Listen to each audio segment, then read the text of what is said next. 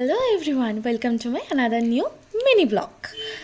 So সকাল সকাল ফুলটুসির মতো রেডি হয়ে আমি বেরিয়ে পড়েছিলাম আমার শ্যুটের লোকেশনে। আর যেখানেই সম্পা সেখানেই মিস্টেক, আমি আমার লোকেশন পেরিয়ে চলে যাই সিটি সেন্টার গাইস। যাই হোক, অবশেষে আমি আমার লোকেশনে ফেরত আসি, ঘুরে ফিরে 10জনকে জিজ্ঞেস করে। And I am that model যে খুব ডিসিপ্লিন মেনটেন করে মেকআপ আর্টিস্টের আগেই পৌঁছে যাই। ওয়াও, এবার আমি আমার টাইমটা কী করে কাটাবো? টুকুর এদিক ওদিক সেদিক ঘোরার পরেও আমার যখন টাইম কাটে না, অবশেষে আমার মেকআপ আর্টিস্ট তখনও এসে পৌঁছায়নি। তবে আমার স্টুডিও ওপেন হওয়াতে আমি নিজেই ড্রেস পরে নিই, আমি আলাদাই। আমার একটা দিদি হেল্প করে, খুশিদি থাকতে আমার আর কাউকে দরকার পড়ে না।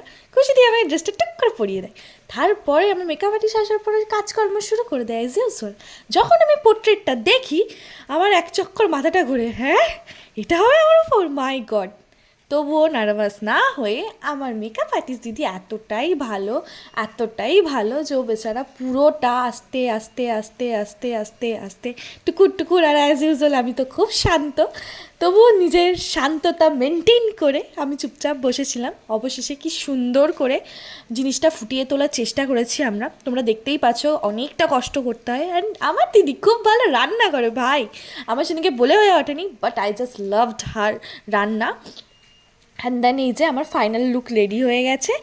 আর এইখানে আমার একটা মিষ্টি বন্ধুর সাথে দেখা গেছে, আমরা কুটুর করে ছবি তোলার পরে এই যে আমার ঢংচং শুরু হয়ে গেছে।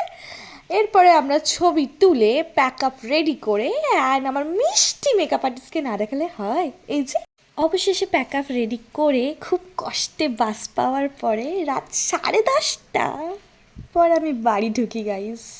যখনই আমি ডেঞ্জারে তখনই রাজাদা হাজির হয়ে যায় অ্যাজ ইউজুয়াল। তো বাই, টাটা।